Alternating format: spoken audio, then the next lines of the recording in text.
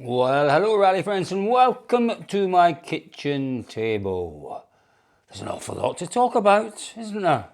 It's an awful lot to talk about really since my last kitchen table, which was a very long time ago, and I do apologise for that. But yeah, some things just drag me back. Sometimes it's some people. You know, I see lots of you out on the stages at rallies and you say, when is the kitchen table coming back? You know what, it never went anywhere. It's always been here.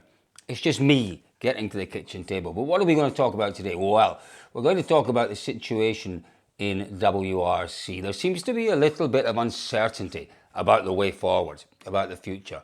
What is causing that? That is the big question. Why are we in this situation? That is another big question. We'll try and answer some of those questions. I also want to talk about the weekend in Portugal and the very, very difficult situation that the Rally Portugal organisers were put in. And on top of that, I want to talk about the championship and the state of the championship and where we're going this year. Who is hot? Who is not hot? Yeah, that's not too difficult to work out, is it? But we'll discuss all of those things. But let's start by talking about the situation with the championship.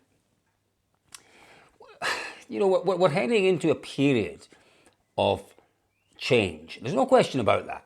Real period of change. 2027 regulations are more or less upon us, or are they? This is the big question. You know, we keep hearing that these regulations that are more or less set now for 2027, one or other manufacturer, generally one of them, keep going back and saying, well, we don't like this, we don't like that. You know, how about this? This doesn't suit us.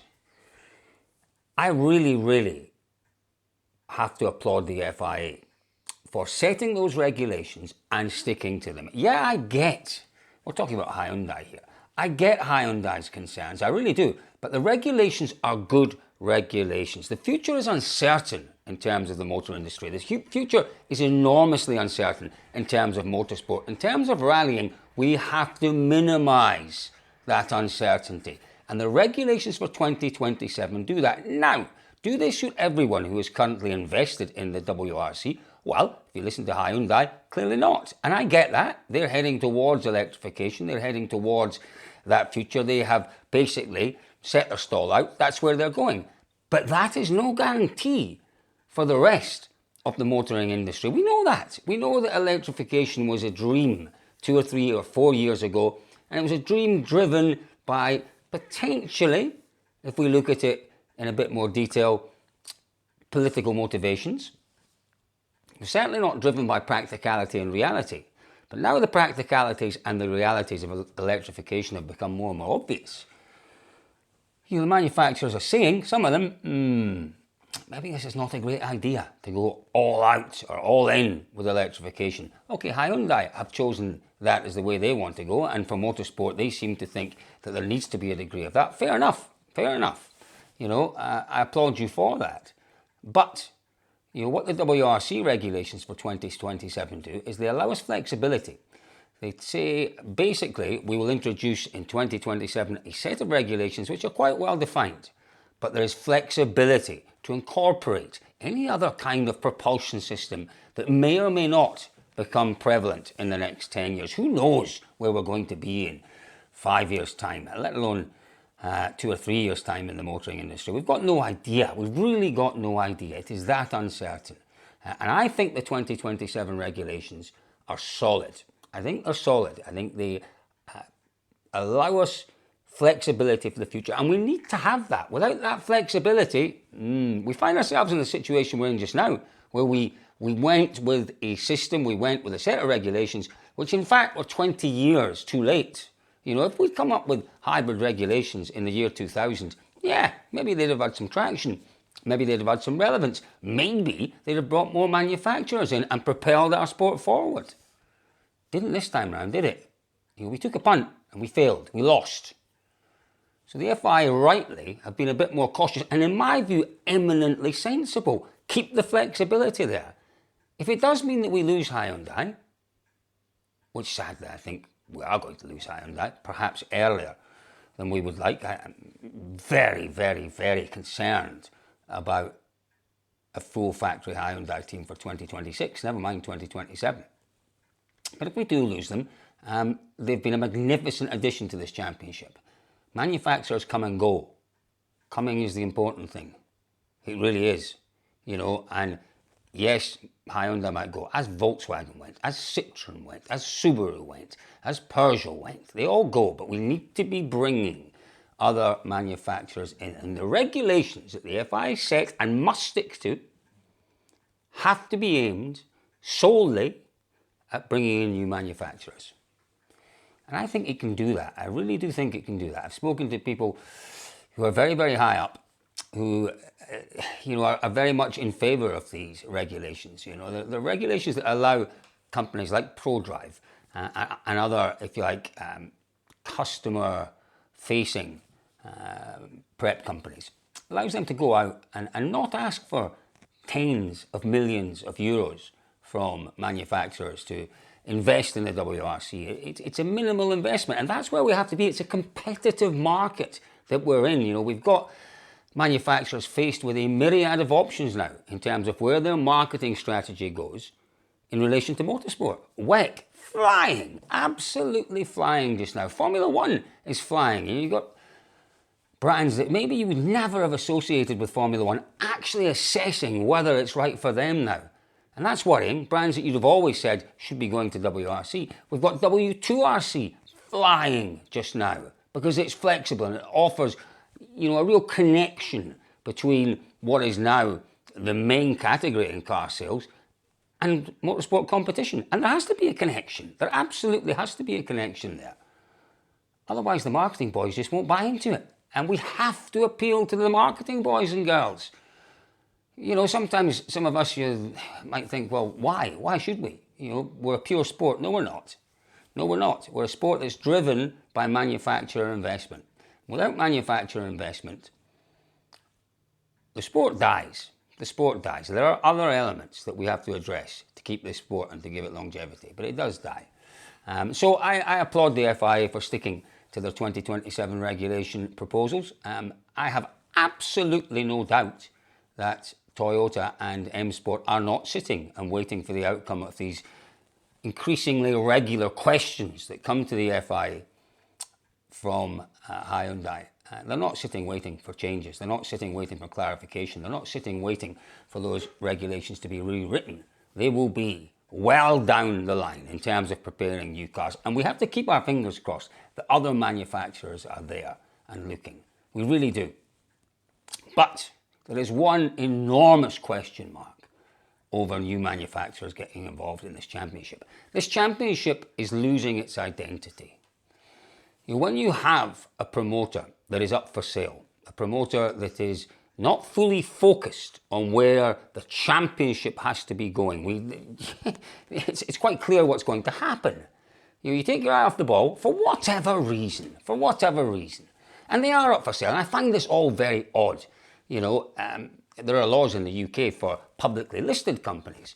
Well, if you're up for sale, you have to declare it. Now, I get that might not apply to the promoter, but what happens when there is no information coming out? Absolutely none whatsoever. Remember, we've had no official confirmation that the promoter is for sale. What happens in that situation? You're basically creating a vacuum. And what happens to vacuums? Well, that vacuum gets filled with gossip, with rumour, with speculation, with innuendo. And that is not healthy. Very rarely is any of that healthy. What we need is at a time of difficulty, a time of uncertainty, a time of, let's face it as well, enormous opportunity, we need clarity.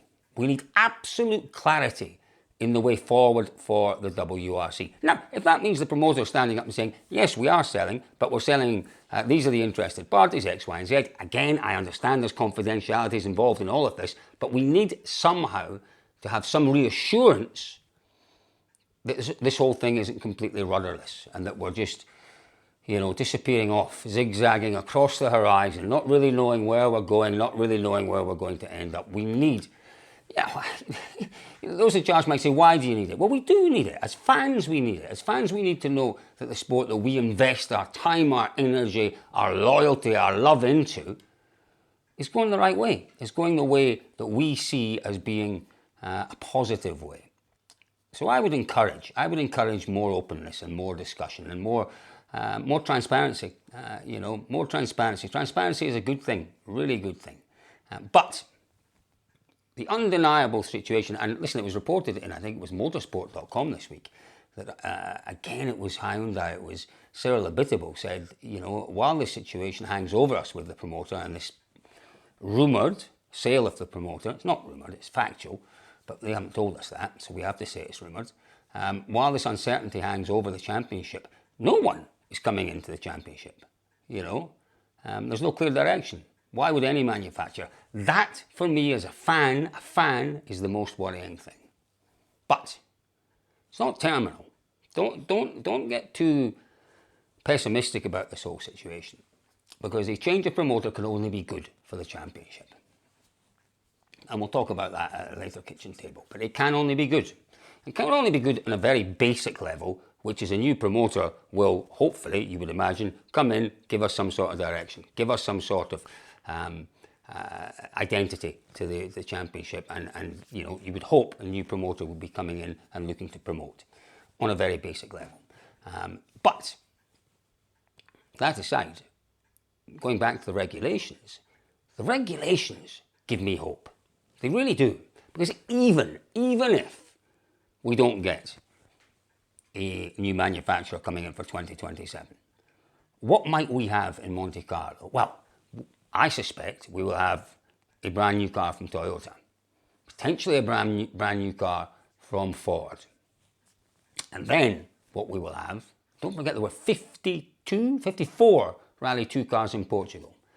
For very little extra money, every single one of those 54 cars could purchase a kit, and they will be competitive, shall we say, with the manufacturer teams. That is the situation that we face potentially in Monte Carlo. You tell me that's a bad thing. Anyone sitting on a Rally 2 Skoda, a Citroen, a Ford, a Toyota, I guess even an R5, what's the one I'm thinking of? There is another R5 car out there. But anyone, the manufacturer decides to invest a very small amount of money producing a kit, anyone can compete. And that brings back that element of privateer involvement at the very top level, which we've been missing. Yes, we had Diogo in Portugal. And we've seen one or two privateers over the past 3 or 4 years. But privateers really, they bolster the top level. They bring a different story to each round of the championship. And privateers, the right privateers, bring real excitement, real expectation, real national kind of investment in the round. When we go to, we saw it, didn't we? We saw it with Martin Sesks. Martin Sesks, when we went to Latvia in a top line rally car, potentially could have been a podium contender. That can happen at every single round from 2027, and the chances are it will happen. That is an enormous positive, and it's difficult to understate how much of positive for the championship that is.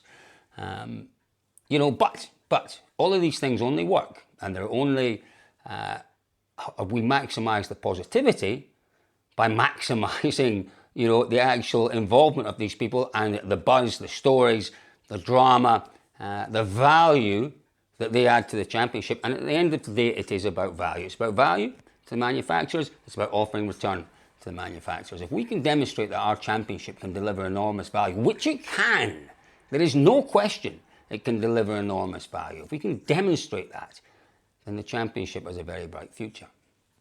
It has a bright future, mind you. And I don't like to be too hard, but whether it's the FIA, whether it's the new promoter, we need a figurehead for this championship. You think back and you think to some of the great sporting promoters over the years. You've got Don King in boxing. Who else have we got? In terms of even darts and snooker, you had the likes of Barry Hearn, you had the likes of Frank Warren and others.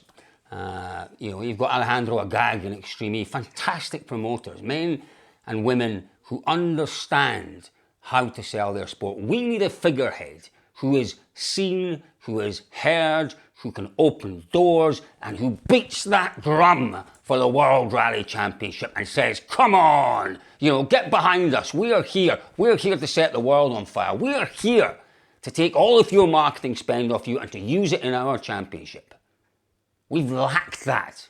We have lacked that over the past 10, 15, 20 years. Since David Richards went, we've lacked that figurehead of a promoter who shouts for our sport. Who should that be? I don't know. There are some obvious candidates. There is Peter Solberg. There's Andrea Adamo. I guess you would put Jost Capito into that group as well. A man who can open the door to any manufacturer. Carlos Sainz. Why not put him in that group? These are all ex-drivers, obviously, and the list that I gave you earlier on were not ex-boxers. They were not ex-motorsport drivers. They were not ex-snooker players. They were just men and women who were magnificent at investing themselves in their product and then instilling that confidence, that passion they had into others. Proper showmen, proper players, proper salesmen. Rallying needs a salesman at the top now more than it has ever needed it. Maybe that's what we'll get when we get a new promoter. I keep everything crossed that happens. Now, what else did I talk about at the start? Rally Portugal. I feel sorry for the promoter of Rally Portugal and for the team behind Rally Portugal. Again, we just don't know what we want in rallying right now. We keep saying, well, we want to go back to the good old days of endurance. Now, they introduce a bit of endurance and everyone complains about it. We go to Rally Sardinia, as we did last year, and we go for a compact event. Not everyone likes that either. I think we just have to decide what we want, because it's not the organiser's fault. Yes, I get exactly what the drivers were complaining about. If we are going to go with 16-hour days, you do need to build in some time for the drivers. They do need to be able to stop and have something to eat. I'm not buying this that you have to be able to stop and watch recce videos and notes like that. No. But give them 25 minutes, half an hour for lunch. At least give them 25 minutes, half an hour for lunch. And then in the evening as well, remember on Friday morning they were out at probably 5:30 out from their hotels, and they weren't back probably in their hotels till 11 o'clock that night.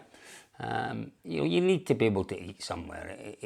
I get it, and I cannot stand all this old namby-pambies. Back in the olden days, they used to do X, Y, and Z. Back in the olden days, they didn't have half the demands on them than they have these days. Back in the olden days, health and safety didn't exist. Back in the olden days, it was a different world. Back in the olden days does not really dictate where we're at now and where we should be going. We need to have a good long look at rallying, in my view. My view, personal view, said it a few times, rallying is not fit for purpose in the 21st century. This is quite controversial, I get it, and I'm not a traditionalist. I didn't grow up loving rally. I came to love rallying as I got older. But I would rip it all up. I would take the core elements of rallying, endurance, realism,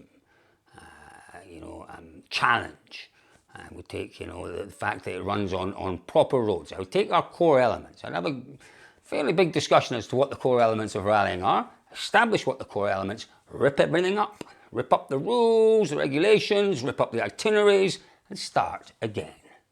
Start again, because going forward, there are a myriad of challenges that will make our sport very, very difficult to continue enjoying the way we enjoy it just now. A myriad, from access to stages, to environmental concerns, lack of marshals, all sorts of things. We need to look at how we come up with a sporting format that works for modern society and that's appealing to manufacturers, to investors, to stakeholders. And we can ignore all these things. Yeah, we can ignore them all. Just ignore them. And rallying will disappear. I guarantee you. You might say I'm pessimistic, you might say I'm talking nonsense, you might say I've not been around long enough to understand it. Fair enough, I'll take all of that. I'll take all those criticisms. But I've seen a fair amount of it in my time. I've seen organisers who do a remarkable job at engaging with communities. I worked on the Daybreaker Rally in New Zealand. Remarkable job. The organisers there, a guy called Paul Fallon and Tony McConaughey, They gave the local communities so many more reasons to insist on their rally being there than they gave them reasons for us not to be there. Now that is not always the case. It's actually quite rare. It's quite rare. The level of engagement was incredible, really incredible. You know, that is one of the elements that we need to be considering going forward. How do we engage? How do we continue to say to communities, you know, it is absolutely to your benefit for us to be part of your community for a day or two a year. It's not as straightforward as I would like it to be. It really isn't. And, you know, sadly, people who do try to change things around, disruptors, and T-Mac and Paul in New Zealand are disruptors. They upset the establishment. Would you believe one of the greatest rallies we've seen in New Zealand for a long time isn't running this year? Because those in charge of New Zealand rallying, for whatever reason, decided against putting the Daybreaker rally onto their calendar this year. A very, very strange decision. But that's what happens when people come and disrupt. They're doing the right thing, but they're doing things that maybe the traditionalists don't agree with. But we have to listen to some of the disruptors. You know, for me, we've got to consider different formats. You know, I came up with an idea at the weekend, and it's very, very raw, but I would have 2-day rallies. I would have no recce. I would have the drivers turn up on the Friday, they recce the stage, run it twice in the morning. Afternoon, recce the stage, run it twice. 1 recce, 2 passes. And do the same on Saturday. Finish it off in as they did in Portugal, a rallycross style setting with head-to-heads. First and second for the win.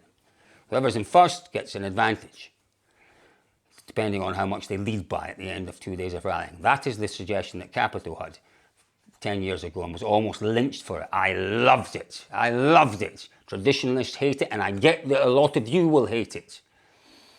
But you know what? What does it give us? It gives us the traditional stage rallying combined with that instant gratification of win or lose. We'll have to look at these things.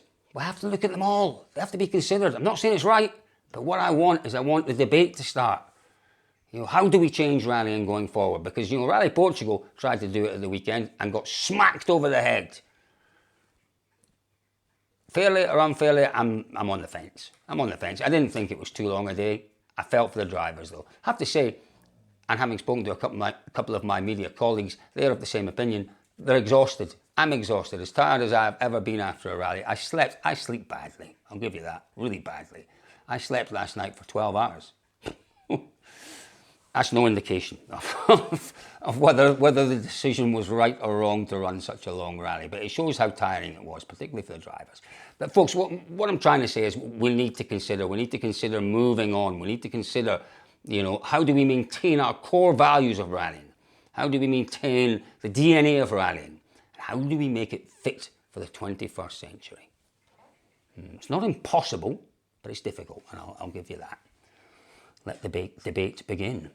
Now, this year's championship, what a championship we've got in store. We really do.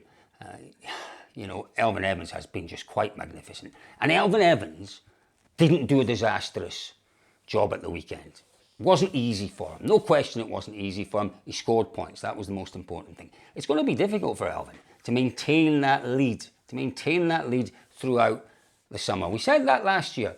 Remember, though, when it was Thierry Neuville who was leading going into the gravel rounds. And it fell in Neuville's favour. He really did. He drove brilliantly. He battled really hard. The Sunday points were set up better so that you could maximise Sunday points.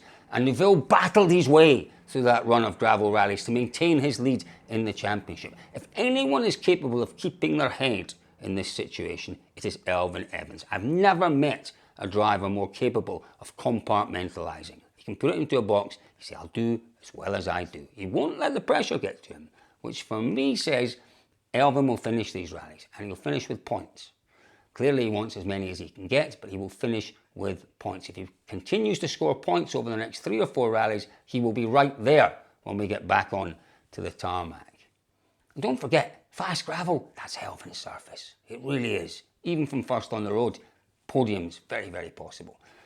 So I'm not enormously concerned if you know, for all British rally fans out there, and in particular for Elvin Evans fans, yeah, he's got a 30-point lead. It's much easier to defend than it is to attack, that is for sure in rallying. But behind him, he's got Rovanperä attacking, stuttering, starting. You know, he was absolutely sublimely brilliant in the Canaries. It was a level and a half, 2 levels above anything we've seen from anyone in many, many years. It was just the most dominant performance. And then this weekend in Portugal, back on those gravel tyres, a little bit of uncertainty creeping in, a little bit of doubt creeping in, and he just wasn't that invincible driver that he's shown us he can be. But he's beginning to build momentum in terms of point scoring. Ott Tanak back to his brilliant best in Portugal. His pace was superb, and his pace was aligned with a demeanour which I liked. Negative energy very rarely translates into positive performance. Rarely translates into positive performance. And Ott's had a lot on his mind, a lot to contend with. There's been a lot going on in the last 4 or 5 years. And he has become, at times, a difficult character. At the weekend, we saw a different Ott Tanak, right from the very start. It was a very positive Ott Tanak, a very approachable Ott Tanak. As I say, you know, negative energy, nah. Positive performances, no. Positive energy, positive performance. Tanak was brilliant. He was utterly brilliant. Those who say he deserved to win, no, he didn't. You need to earn a win. And earning a win is driver, co-driver, team. Driver, yeah, you could argue, deserved to win. Co-driver deserved to win. Team didn't. Didn't give him a strong enough car. Those 3 elements have to align for you to be able to say he deserved to win. You know, Sebastian Ogier won it with a different approach. He was a little bit more cerebral, used his brain a bit more, knew that that second pass was rough, knew that both himself and Tanak were quite probably beyond the limit in terms of what the cars were capable of dealing with. And it was a game of, well, let's wait and see who was prepared to push that limit. Ogier throttled it back just a touch. Ott kept going, and rightly so. Ott's job is to push that car as hard as he can. And my goodness me, he did that. You take out that problem with the power steering, and Tanak would have won that event by a long, long way. Enormously encouraging, because I'll tell you what else is encouraging. That Hyundai, the changes that we've seen in the Hyundai, are aimed at improvements on fast gravel.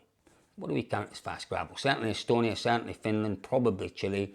Not quite sure about our second South American event. I believe, yeah, you could probably class that as fast gravel as well. So, you know, it's encouraging for Tanak. Thierry Neuville needs to find something, but he's still there as always with the points. I think we're brewing nicely in terms of this year's championship. And I genuinely believe that the Hyundais will still be there. They have a bit of work to do. No question they've got a bit of work to do. But they will be there. They'll not be out of it with 2 or 3 rallies to go. They will still be in it with 2 or 3 rallies to go. And I'm keeping everything crossed that when we go to Saudi Arabia, you know, we have 3, maybe 4 drivers in with a chance of winning the driver's title. There are no guarantees this year. There'll be favourites, that's quite clear. If you went to the bookmakers, you'll get odds on favourites. But, you know, who is the favourite right now? I'm not normally one to sit on the fence, but, geez, you know, I said at the start of the year you can't look beyond Rovanperä. Well, you can now. But would I write him off? 100% not. Evans has got a 30-point lead. Does that make him the favourite? Probably not. You know, Tanak is showing some remarkable pace again. Is he favourite? No. And definitely for me, Thierry Neuville is not favourite, but is very capable. I don't know. I don't know who's going to win this year. I think it's all brewing up nicely.